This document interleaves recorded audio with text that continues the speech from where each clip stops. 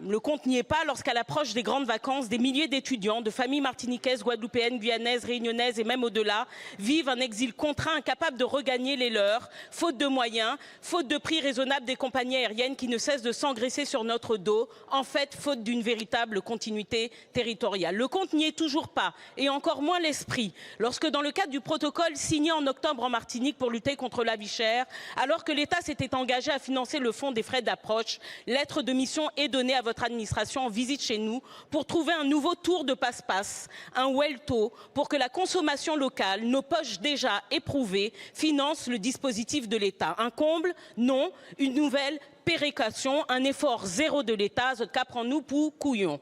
Ce que nous demandons, ce n'est pas du veuglage, c'est une politique de réduction des inégalités, des solidarités nationales, une politique qui assure des sécurités. Et sur ce point non plus, Monsieur le Premier ministre, malgré la prolixité de votre ministre de l'Intérieur, le compte n'y est toujours pas. Pas quand en Martinique, nous déplorons plus de 14 morts par arme à feu depuis le début de l'année. 14, une hécatombe. Ces morts ne tombent pas du ciel, ils sont le fruit républignal d'une assignation à la pauvreté, à la résidence, à l'autodestruction. Quand l'État oublie ses responsabilités sociales et territoriales, quand il laisse prospérer les inégalités et devient le premier artisan de la violence, de l'économie parallèle et du narcotrafic, de la défiance institutionnelle et démocratique, de l'effondrement des repères, de la fragmentation du lien social. Ma question est donc claire.